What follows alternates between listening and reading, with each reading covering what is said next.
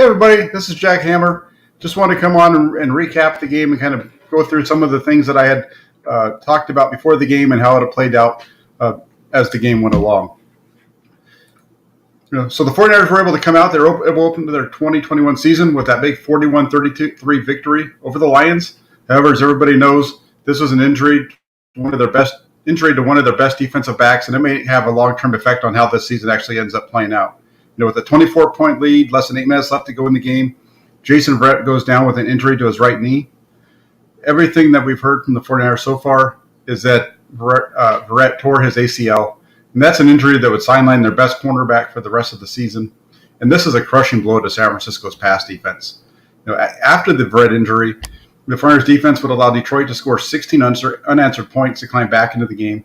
Of course, that was helped out also by George Kittle having an onside kick bounce off of his face mask and be recovered by Detroit. It's odd that Verrett was on the field at the time that he was. The interesting thing about that is the 49ers only have so many guys that they can play.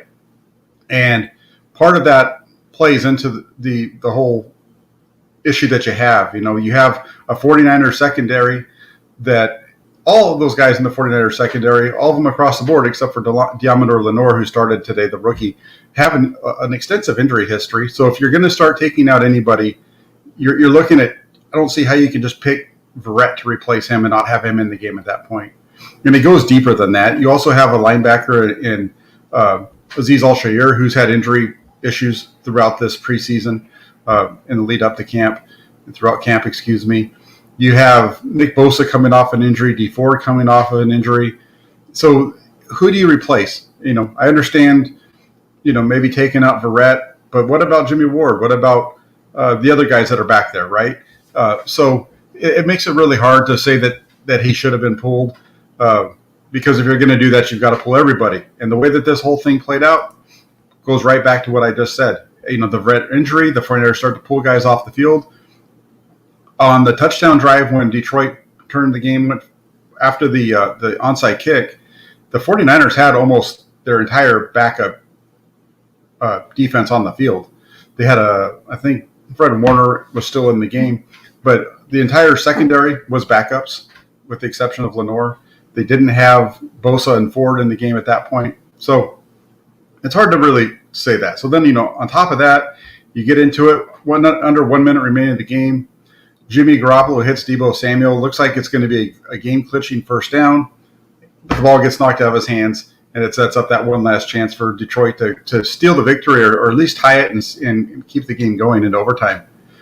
And it didn't look good at first. Detroit would drive the ball down to the 49ers' 25-yard line, but the defense would eventually step up, and Samson Ebukam made the play to kind of seal that, getting up inside, and pressuring Jared Goff into an incompletion to end the drive and secure the win. And that was a ball that Goff threw pretty much to nobody. There was nobody around the vicinity of where that ball got thrown.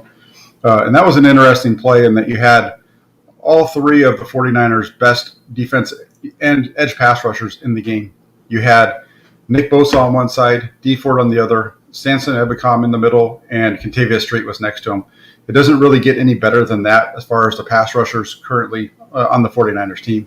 And they were able to come in and seal the deal, make the play when they had to, and get out of Detroit with a victory. So let's just go through real quick a couple of the questions that I had leading up to the game and see how it worked out. So my first question from Friday was, can Kyle Shanahan figure out week one? I think everybody that watched this game, that's a resounding yes. The 49ers scored 34 points. That's by far the most that they put up during Shanahan's tenure. The most leading into today was 20 last year, so that 34-point outburst was really good. On top of that, San Francisco offense was able to average 8 yards per play, and that 8 yards per play was the most of any offense in the NFL through the first group of games. There might be one here in the afternoon game that's going to be able to outdo that, but at this point, that offense put up some really good numbers at 8 yards per play. And a big reason for that was Jimmy Garoppolo. Jimmy Garoppolo played really well. That was my second question. Can he figure out week one? And that's a yes as well. Just like Shanahan, Garoppolo's struggled during week one. And just like the head coach, he was able to have his best week one performance. during his time as a former starting quarterback. He went 17 of 25, 314 yards, a touchdown. He did have the miscue on the first snap of the game where it looked like the ball hit him in the hands. So it was a decent snap, and he shouldn't have dropped it. And fortunate for the 49ers, the defense was able to go out in that sudden change situation, stop Detroit, force them to kick a field goal, and Detroit missed it. So that works out well there for the 49ers. And the 300-yard game by Garoppolo, that was his first since week 14 of 2019 when he did that against the Saints.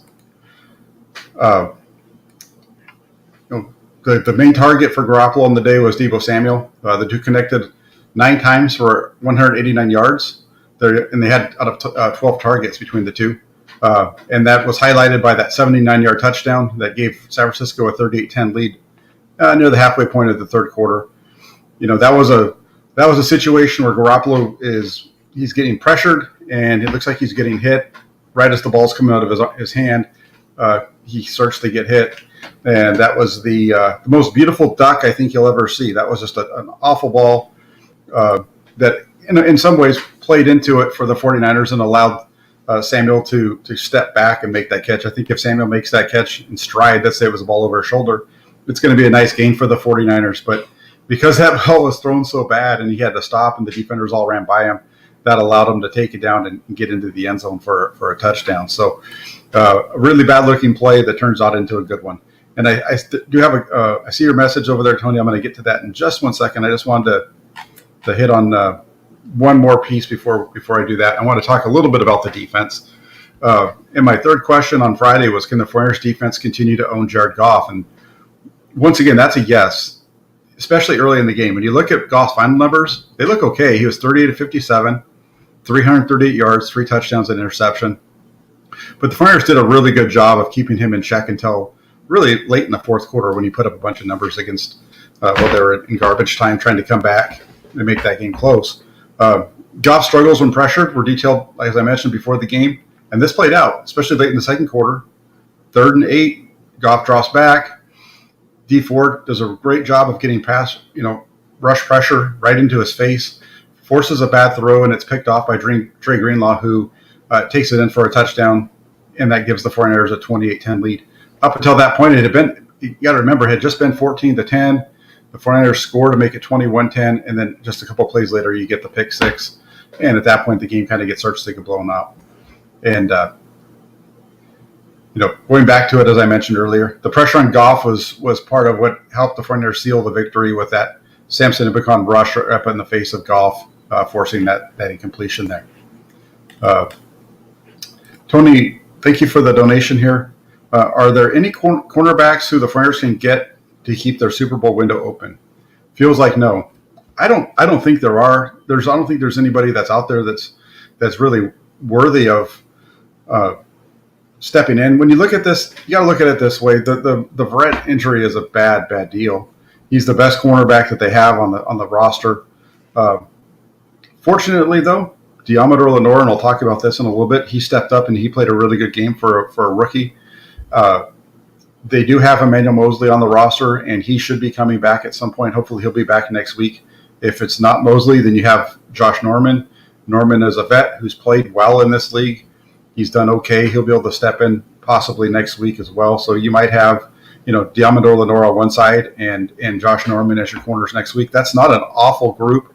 Definitely not as good as having Verrett out there, but that wouldn't be anything to get overly upset about or feel like it's a doom and gloom type of situation. But it's definitely not what you're hoping to have Verrett. But if they're realistically, let's take a step back.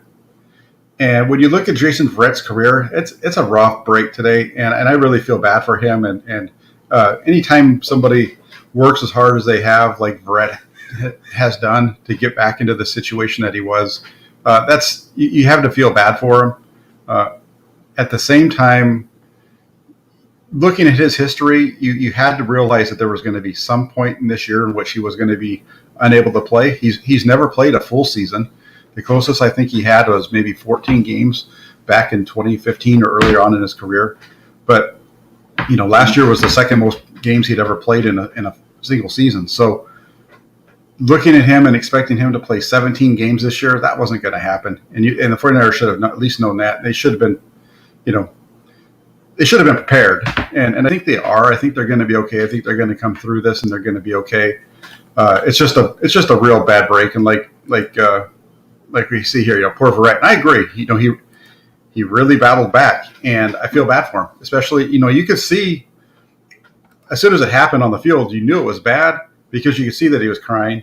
And these guys are tough guys, and they're not going to, that's not going to happen on the field if it's not a bad deal. And I feel really, I do, like I said earlier, I feel bad for Verrett. It's just not something that, and it's not something that I think should have shocked anybody that's watched the 49ers or knows anything about Verrett's career. But again, you just feel bad for him. That's a really, really tough break, really tough way to go out. Let's get back to the notes. The fourth question I had asked was, will Kyle Shanahan commit to the running game? And that's a yes as well. Shanahan did a really good job keeping the 49ers offense balanced throughout. They only were able to run 55 offensive plays against Detroit. And of those 55, 29 were called passes, and the other 26 were runs. So a 29 to 26 ratio, that's pretty close to 50-50. I would have liked to have seen it maybe build a little bit higher, considering what the score was. But that's not a bad deal. Some of that just had to do with them having to try to move the sticks, and so that ended up being part of it. They were able to. The cool part about the 49ers being able to maintain that balance, though, was that they did that despite losing Raheem Mostert early in the game. Mostert only got the 2 carries on the 49ers. What was their second possession, but really their first series of the game. He had those 2 nice carries for 20 yards, and then he was out with a knee injury for the rest of the game. And here comes Elijah Mitchell, a rookie, stepping in to fill the void. I thought that Mitchell early in training camp was the best running back out there. And I'm talking about all the 49er running backs. I'm talking Mostert and Sermon and Hasty and everybody else. I felt that Mitchell was the top guy. I mentioned that to a couple people at camp. That's partly what led to me asking a question early on, right after the pads went on, to Kyle Shanahan about what he thought of Mitchell. And you saw it. You saw it on the third carry of the game when he took that toss sweep 38 yards for a touchdown. You saw his ability to get up the field. You saw his ability to run through tackles, and over again, you watch Mitchell run the ball, and he's falling forward constantly. He's very rarely where he gets hit and he gets knocked back. He's almost always falling forward as he's running, and he's quick, and he has really nice bounce back and forth. So I really like what he brings to the table. I'm excited about what he can do for the 49ers, and I just really hope that for the 49ers' sake that Raheem Mostert is healthy and able to go next week. And these guys, I think these 2 guys together could be a really nice 1-2 punch. And if Trey Sermon, I'm not sure, things don't sound really all that great between him and Kyle Shanahan right now, where, Shanahan said he wasn't one of their best 3 running backs at this point, which is interesting considering he's been given the most run with the first team out of everybody. For him not to even be dressed for this game was definitely a shot and something to keep an eye on, because Kyle Shanahan definitely has a doghouse, and let's hope that doesn't be where he ends up getting stuck.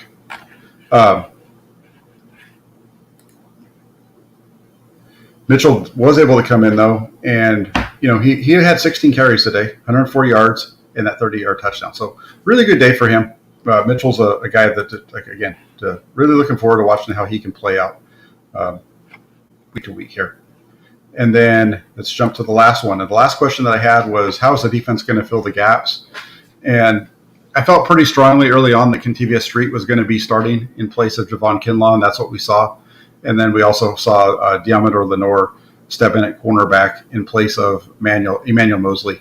And both of these guys made their presence felt during the game. Streets looked really good throughout this offseason during training camp. And he was able to come in and record the first sack of his NFL career, taking down Goff in the first quarter. Street recorded 2 quarterback hits on the day, 3 tackles, a tackle for a loss, and that sack. First game into the season, replacing Javon Kinlaw. He almost duplicated Kinlaw's sack total from last year, and he's halfway to the total number of quarterback hits that Kinlaw had last for a full season in 2020. So not a bad day for Street. He's finally healthy, and he's playing like it. And he's showing that he's an explosive player, and he's looking like the guy that was expected to be a first-round draft pick before hurting his knee during in a workout before the draft the year that he came out. So really good game by Contavious Street.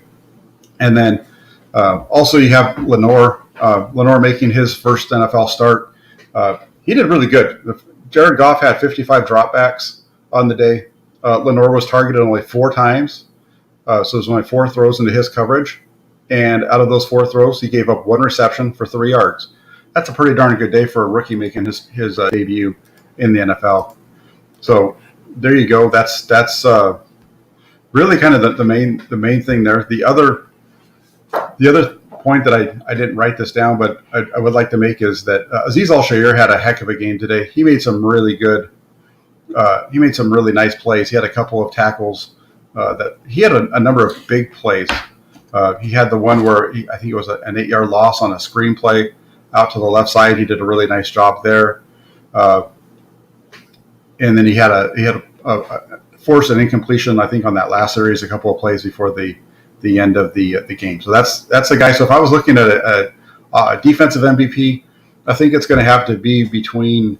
I think Al-Shaair would definitely have to be up there. D Ford had a heck of a game as well, rushing the passer. Nick Bosa, I think, might have got to the quarterback one time as well. So that was they had a really good defensive performance until the end there, when things the wheels just kind of came off when you had the injury to Verrett, and on top of the injury to Verrett, then you get the fumble on the onside kick by Kittle, and the momentum just kind of swings and everything just kind of falls apart on him a little bit. But other than that, they were pretty good. On the offensive side, I think you have to go between, if you're going to say an offensive MVP, it's going to be between the quarterback, Jimmy Garoppolo, Deebo Samuel, and Elijah Mitchell. I mean, those 3 were huge, and I'd probably give the edge to Samuel, just because he had such a good game today. That catch along the sidelines that he took for a touchdown, that was really all him, and so that was really good there. Real quick, the question was, what happened to Ayuk? According to Kyle Shanahan after the game, the deal with Ayuk is they're bringing him along slowly. He's been dealing with a hamstring injury, and so that's partly to blame with his lack of production today, and why he wasn't out there all that much. That's what Shanahan said after the game. So just kind of looking through to see if there might be any other questions.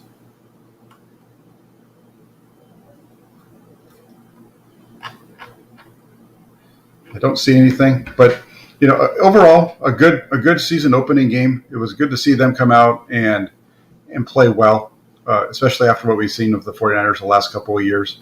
So on opening week at least. So good way. They start the season off 1-0. Now they're going to be going to Greenbrier, staying on the East Coast, and they'll take on the Eagles next week.